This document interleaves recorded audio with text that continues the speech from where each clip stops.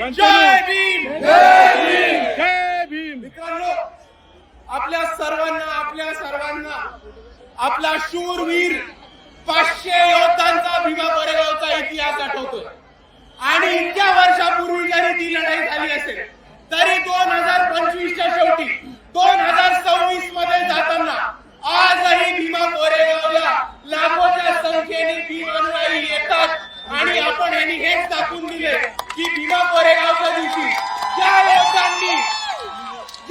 योद्ध्यांनी इकडे पेशवाई माती काढण्याचं काम केलं होतं त्यांना आम्ही विसरलेलो नाही आहोत मित्रांनो. आणि दुसऱ्या बाजूला ज्या 500 शूरवीरांनी इकडच्या व्यवस्थेच्या विरुद्ध, इकडच्या परिस्थितीच्या विरुद्ध आणि इकडच्या पेशवाईच्या विरुद्ध बंद उकरण्याचं काम केलं होतं त्यांना आपण अभिवादन करायला येतो.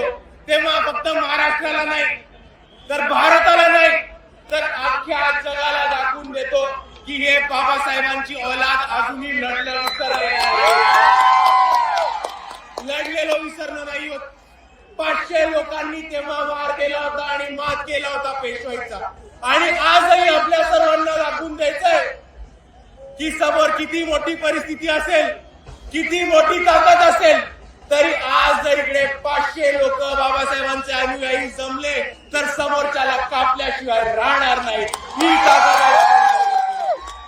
आणि म्हणून मी आपल्या सर्वांना एवढीच विनंती करतो की आज जसं आपण भीमा कोरेगावच्या इथे अभिवादन करायला एवढ्या मोठ्या संख्येने आलो, त्याच पद्धतीने आपल्याला हा शौर्याचा इतिहास आणि आपल्याला आपल्या समाजाचा लढवय्या इतिहास पुढे घेऊन प्रत्येक क्षेत्रामध्ये घेऊन जायचा आहे.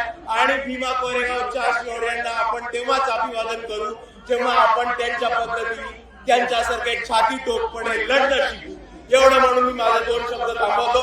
आपल्या सर्वांना पुन्हा एकदा जय भीम, जय संविधान.